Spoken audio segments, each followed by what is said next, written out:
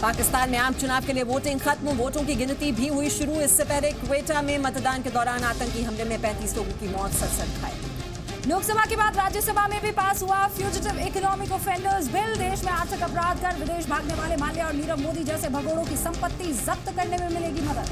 महाराष्ट्र में आरक्षण की मांग को लेकर मराठा क्रांति मोर्चा ने वापस लिया आंदोलन। मोर्चा के संयोजक वीरेंद्र पवार ने लोगों को हुई परेशानी के लिए माफी मांगी।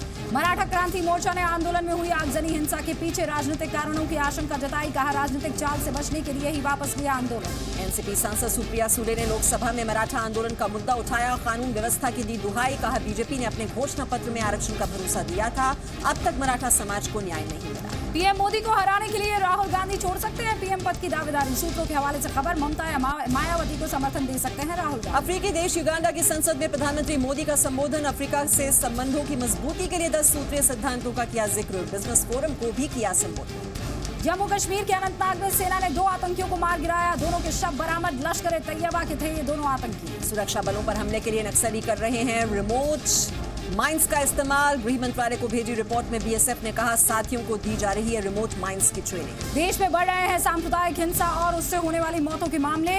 2017 में कुल 822 मामलों में 111 लोगों की जान गई। संसद में केंद्रीय मंत्री हंसराज अहीर ने बयान दिया। यूपी के सीएम योगी आदित्यनाथ ने कहा, मॉब लिंचिंग के मुद्दे पर राजनीति कर रही है कांग्रेस। सिर्फ राई का पहाड़ बनाना है मकसद। सभी जानते हैं 1984 में क्या हुआ। योगी आदित्यनाथ ने कहा, हम सभी को सुरक्षा मुहैया कराएंगे, लेकिन एक दूसरे की भावनाओं की कद्र करना सभी की आपसी जिम्मेदारी है। इंसान और गाय दोनों की रक्षा बहुत जरूरी है। मॉब लिंचिंग की राजनीति में आजम खान के परिवार ने भी लगाया तड़का। आजम खान की सांसद पत्नी तंजीम फातिमा ने लौटाई गिफ्ट में मिली गाय। मुसीबत में फंसने का डर जताया। 2 दिन के बस्तर दौरे पर राष्ट्रपति रामनाथ कोविंद। जगदलपुर में सीएम रमन सिंह ने किया उनका स्वागत। दंतेवाड़ा के हीरानगर में किसानों और महिला स्व सहायता समूह से बातचीत। मुजफ्फरपुर बालिका गृह मामले में तेजस्वी यादव ने लगाए नीतीश कुमार पर गंभीर आरोप। कहा, सीएम कर रहे हैं मुख्य आरोपी ब्रजेश ठाकुर का बचाव। कॉल डिटेल सार्वजनिक करने का दिया चैलेंज। हरियाणा के फरीदाबाद में गुंडागर्दी और 4 युवकों पर जानलेवा हमले की घटना हुई। कैमरे में रिकॉर्ड। हमलावरों ने हथौड़े, लाठी और सरिये से किया वार। भीड़ तमाशबीन रही।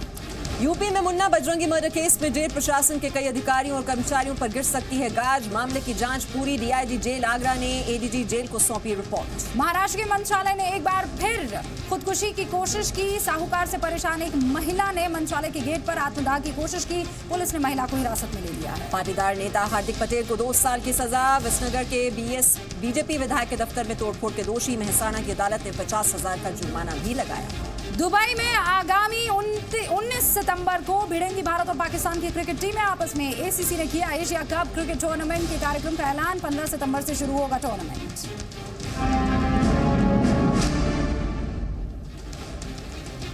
और चलिए देश हित की शुरुआत करते हैं आज के उन 5 बड़े सवालों से। हिंसा, आगजनी, पथराव, रेल रोकने, बसें तोड़ने, रास्ता रोकने के बाद मराठा आरक्षण आंदोलन वापस ले लिया गया। सरकारी नौकरियों में 16% रिजर्वेशन की मांग पर अड़े मराठा मोर्चा ने ये कहकर आज का बंद खत्म कर दिया कि हम ये संदेश देने में सफल रहे हैं कि मुंबई को बंद करने के लिए किसी राजनीतिक दल के समर्थन की हमें जरूरत नहीं। देश हित में लेकिन बड़ा सवाल ये है कि क्या वोट की फसल काटने के लिए आरक्षण पर बंटवारे की ये साजिश हो रही है। वैसे ये सियासत ही है जिसके चलते प्रधानमंत्री पद को लेकर कांग्रेस ने अपने फैसले से यू टर्न ले लिया। 22 जुलाई को सीडब्ल्यूसी में फैसला लिया कि राहुल गांधी होंगे पीएम का चेहरा। और 2 दिन बाद संकेत ये कि महागठबंधन में किसी महिला चेहरे से भी कोई परहेज नहीं। तो कुल मिलाकर मोदी को हराने के लिए ममता या मायावती को पीएम पद के लिए समर्थन दे सकते हैं राहुल। अब सवाल ये कि क्या महागठबंधन की महिला ब्रिगेड के भरोसे है राहुल की कांग्रेस। आज संसद में मॉब लिंचिंग का मुद्दा फिर से उठा और इस बार इसे विपक्ष ने नहीं, कोटा से बीजेपी के सांसद ने उठाया। उन्होंने कांग्रेस पर जाति धन की राजनीति का आरोप लगाया। दरअसल राजस्थान के अलवर की लिंचिंग तो सबको पता है, लेकिन उसी राजस्थान के बाड़मेर में खेताराम की लिंचिंग पर सबके लब सिल गए। सबसे बड़ा सवाल इसीलिए ये है कि क्या भीड़ की हिंसा का समाधान ढूंढते हुए रकबर और खेताराम में फर्क किया जा रहा है। वैसे एक फर्क का एहसास प्रधानमंत्री मोदी ने भी करवाया है वाया युगांडा। वहाँ के बिजनेस फोरम में उन्होंने कहा कि महंगा पड़ता है चीन का सस्ता सामान। लेकिन महत्वपूर्ण सवाल ये है कि सस्ता रोए बार बार, महंगा रोए एक बार, इस कहावत के बावजूद चीन का दबदबा पड़ोस में चल रही वोटिंग खत्म हो गई है। अब है नतीजों का इंतजार। आज देश हित में इस पर बड़ी कवरेज आप देखेंगे पाकिस्तान से। जी मीडिया संवाददाता और पाकिस्तान की वरिष्ठ पत्रकार हमारे साथ अब से कुछ ही देर में जुड़ेंगे इस सवाल के साथ कि क्या पड़ोस का लोकतंत्र भारत को कोई उम्मीद दिखाने में कामयाब हो पाएगा। हिंदुस्तान ने एक बार फिर से हिंसक आंदोलन की आग देखी। मुंबई समेत पूरे महाराष्ट्र में 3 दिन से जल रही मराठा आरक्षण की आग अब शांत हो चुकी है, लेकिन उस आग से ऐसा धुआं उठ रहा है जिससे न तो किसी समाज का और न ही किसी देश का हित हो सकता है, क्योंकि हम एक महान लोकतंत्र में रहते हैं और लोकतंत्र में हिंसा की कोई जगह नहीं होती। हिंसा से मिले सारे अधिकार इंसान को हिंसक भी बनाएंगे। इसीलिए मराठा आरक्षण आंदोलन करने वालों के साथ साथ आज पूरे देश को छत्रपति शिवाजी से कुछ सीखना चाहिए। शूरवीर मराठा छत्रपति शिवाजी की रणनीति, लड़ना जरूरी नहीं, जंग जीतना जरूरी है।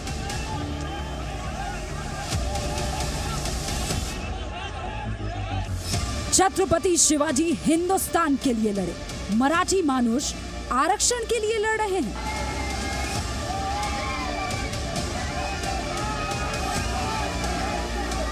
छत्रपति शिवाजी देश के दुश्मनों से लड़े, अब मराठा समाज अपनों से ही लड़ रहा है।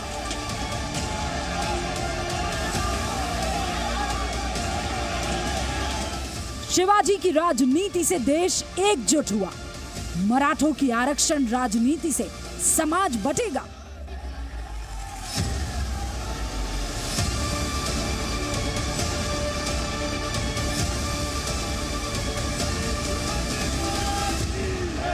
शिवाजी की तलवार से कभी विनाश नहीं हुआ, मराठा आरक्षण की तलवार हिंसक क्यों हुई?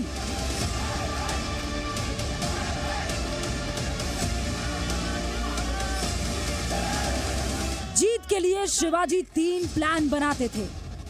फडणवीस के पास मराठा आरक्षण पर क्या प्लान है?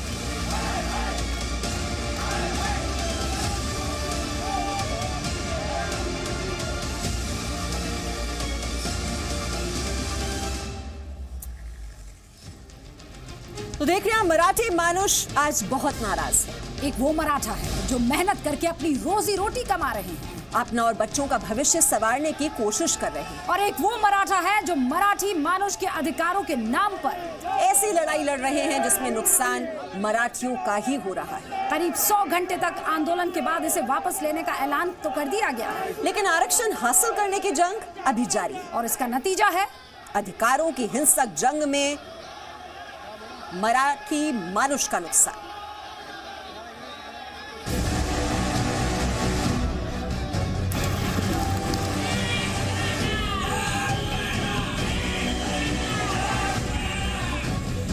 मराठा आरक्षण आंदोलन की वजह से ये बंद पड़ी दुकान महाराष्ट्र सरकार की नहीं, मराठी मानुष की है। आंदोलनकारियों ने बेस्ट की जिन बसों को रोका और तोड़फोड़ की, इन बसों में महाराष्ट्र सरकार नहीं बल्कि लाखों मराठी मानुष हर रोज सफर करते हैं। आरक्षण आंदोलन की आगजनी के बाद सूनी पड़ी इन सुलगती सड़कों से करोड़ों मराठी मानुष गुजरते हैं। मराठा आरक्षण की मांग करने वालों ने जब सड़कें जाम की हैं, तो उसमें सबसे ज्यादा नुकसान मराठी मानुष का हुआ है। वही मराठी जिन्हें उनका अधिकार दिलाने के नाम पर आरक्षण आंदोलन शुरू हुआ।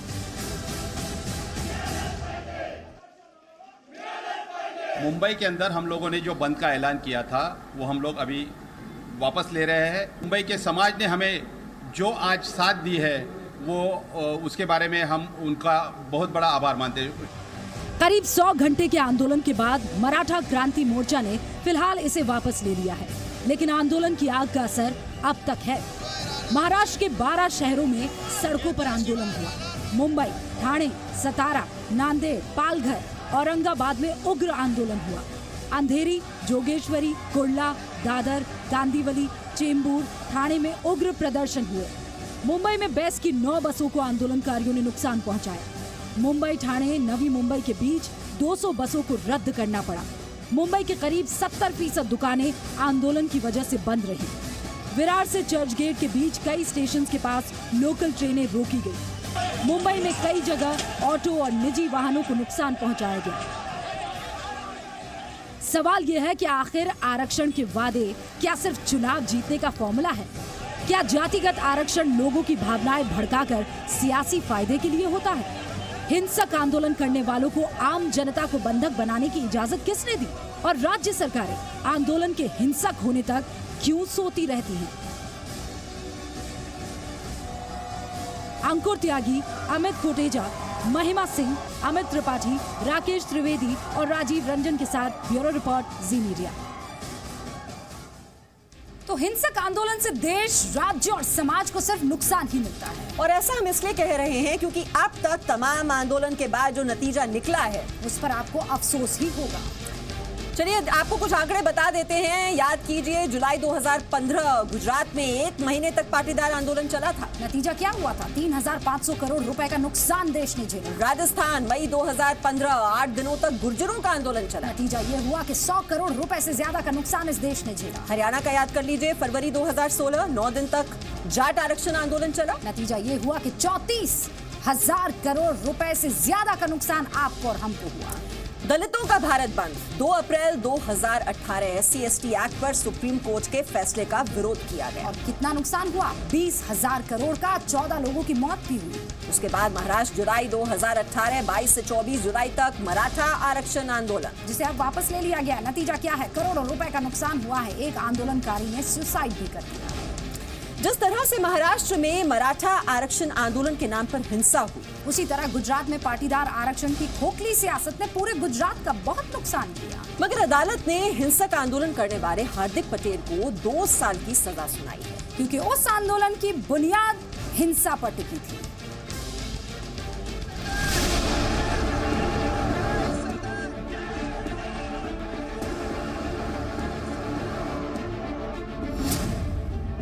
पहले आरक्षण के नाम पर समाज को बांटो,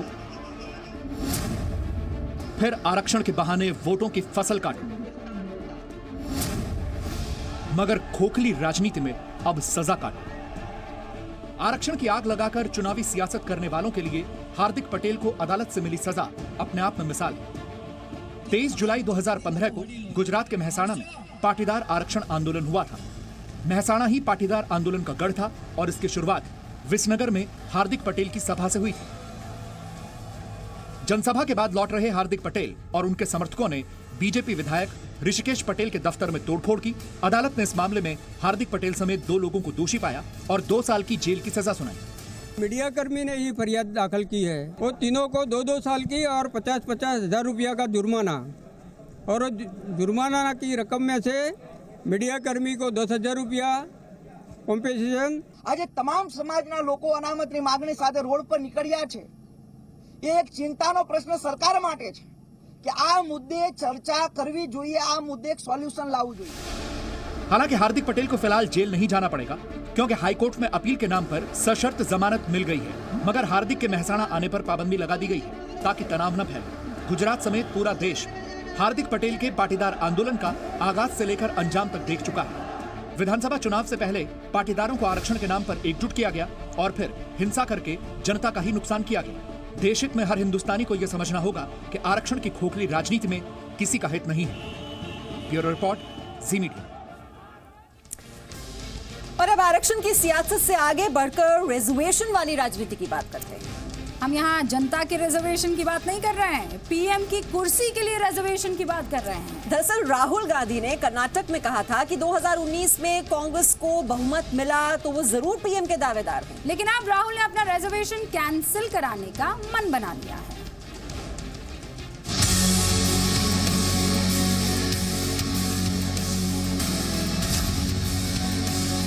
I mean, the Congress party, if it's the biggest party, yes. जिनको यहाँ पहुँचने की उत्साह है, उठो उठो उठो। 8 मई को कर्नाटक में राहुल गांधी ने बहुमत मिलने पर पीएम बनने का दावा कर दिया था, मगर 24 जुलाई को ये वादा करने पर मजबूर हो गए कि बीजेपी आरएसएस को जो भी हराएगा उसके लिए वो पीएम की कुर्सी छोड़ सकते हैं। 24 जुलाई को राहुल गांधी ने दिल्ली में महिला पत्रकारों से मुलाकात की और 2019 के लिए अपने मन की बात कह दी। जो बीजेपी आरएसएस को हराएगा हम उसे समर्थन देंगे। प्रधानमंत्री पद के बारे में अभी कुछ नहीं कह सकता। यूपी बिहार में बीजेपी को सीट नहीं मिली तो वो सरकार नहीं बना पाएगी। हम यूपी बिहार में गठबंधन करके बीजेपी को हराएंगे। नरेंद्र मोदी के अंदर नफरत है, इसीलिए उन्हें गले लगाया। प्रियंका गांधी को आगे आकर महत्वपूर्ण भूमिका निभानी चाहिए। अपनी ताकत ही नहीं है। देश के अंदर में कोई राहुल गांधी को हिम्मत नहीं है कि मोदी के खिलाफ चुनाव लड़ लें। देखिए, ममता बनर्जी के बारे में मैं जानता हूं कि ममता बनर्जी के बारे में अगर हमारे पार्टी ये सोचे तो बेबुनियाद बातें हैं। गठबंधन करके चुनाव किसी भी पार्टी के साथ तभी लड़ेगी जब हमारी पार्टी को गठबंधन में सम्मानजनक सीटें मिलेंगी। क्या राहुल ने सिर्फ मोदी को रोकने के लिए अंतरात्मा की आवाज सुनी? मोदी को रोकने के लिए राहुल को पीएम की कुर्सी की कुर्बानी कबूल है? राहुल पीएम की कुर्सी की कुर्बानी दे रहे हैं या कमजोरी जता रहे हैं? क्या 2019 में महिला पीएम से कांग्रेस का बेड़ा पार होगा? ब्यूरो रिपोर्ट, जी मीडिया। तो कांग्रेस अध्यक्ष राहुल गांधी की पीएम दावेदारी पर 48 घंटे में ही यू टर्न ले लिया गया।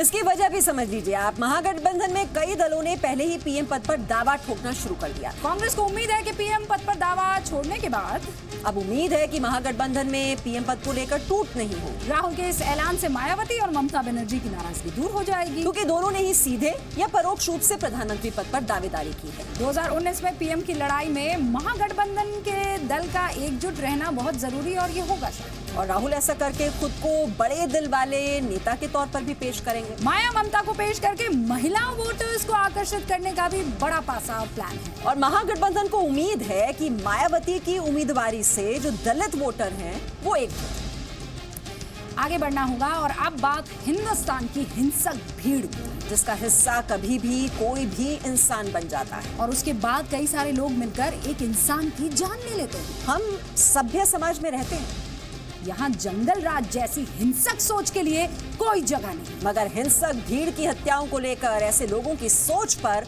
सवाल उठते हैं जिनके आंसू सिर्फ रकबर खान के लिए ही बहते हैं। और खेताराम के नाम पर आंखें और जुबान दोनों खामोश हैं।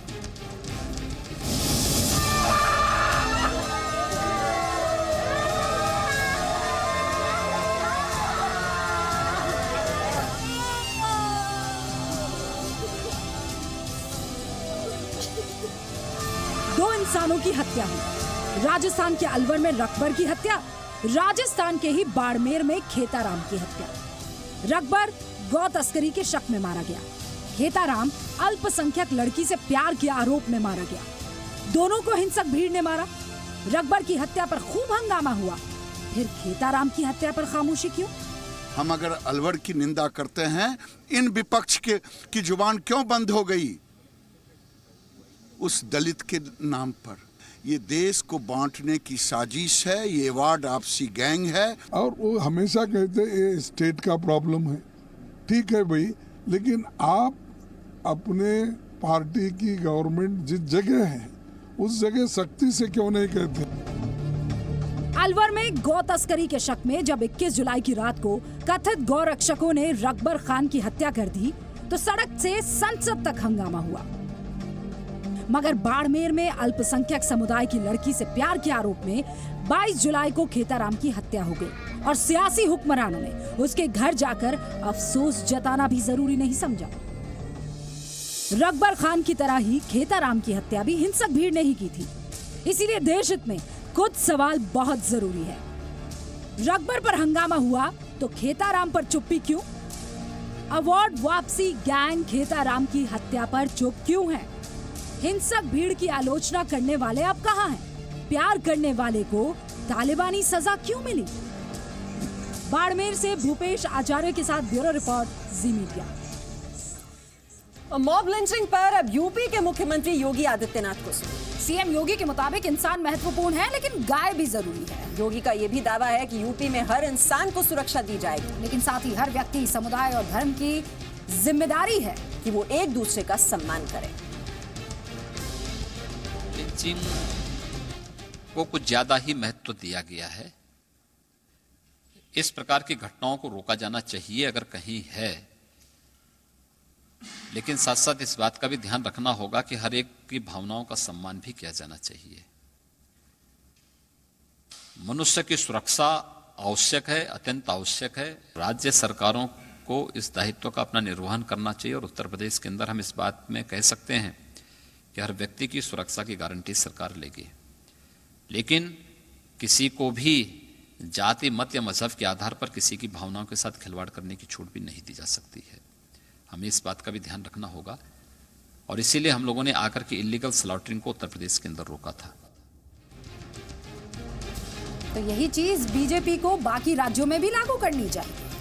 अक्सर आपने सुना होगा कि चीन के सामान सस्ते और उसकी तुलना में भारतीय सामान महंगे होते हैं। युगांडा में आज अफ्रीका के लोगों को पीएम मोदी ने चीन और भारत के बीच के इसी अंतर को समझाया। भारत युगांडा बिजनेस फोरम की बैठक में एक जोक सुनाकर पीएम मोदी ने क्या बताया, ये आपको बताते हैं। चीन से सस्ता सामान खरीदना अफ्रीका को कितना महंगा पड़ सकता है, कहानी के माध्यम से सुनिए। बस स्टॉप पर गरीब लड़का पंखा बेच रहा है, तो एक बेचने आया, वो कहता है 1 रुपया होगा। दूसरा आया, वो कहता है 8 आना होगा। तो लेने वाले का मन करता है रुपये वाला क्यों ले, 8 आने वाला ले। तीसरा आया, साहब 4 आने में होगा। तो उसने कहा कि तो ज्यादा अच्छा है, तो उसने 4 आने वाला दे दिया और 3-4 बार किया, टूट गया। तो वो बस तो अभी चली नहीं थी, उसको पकड़ा। यहाँ तुम पंखा दे के गए थे, तो बोले मैंने ऐसा थोड़ा कहा था, इसका तो तरीका ये था पंखा ऐसे पकड़ो, मुंडी हिलाओ। तुम पंखा हिला रहे हो तो टूट ही जाएगा। मैं आपको विश्वास दिलाने आया कि 0 डिफेक्ट के साथ और यहां की रिक्वायरमेंट के अनुसार हम उस टेक्नोलॉजी आपको देने के लिए तैयार है, वो मशीन देने के लिए तैयार है जो उसका, हाँ शुरू में वो महंगे होते हैं, कोई चिल्लाएगा भी, देखो ये ऐसा सरकार है, एक ऐसा देश है, वहां से तो इतने में मिलता था, यहां से इतने में मिला, लेकिन वो वैसा ही पंखा है जी। पंखा हिलाना कि मुंडी हिलाना।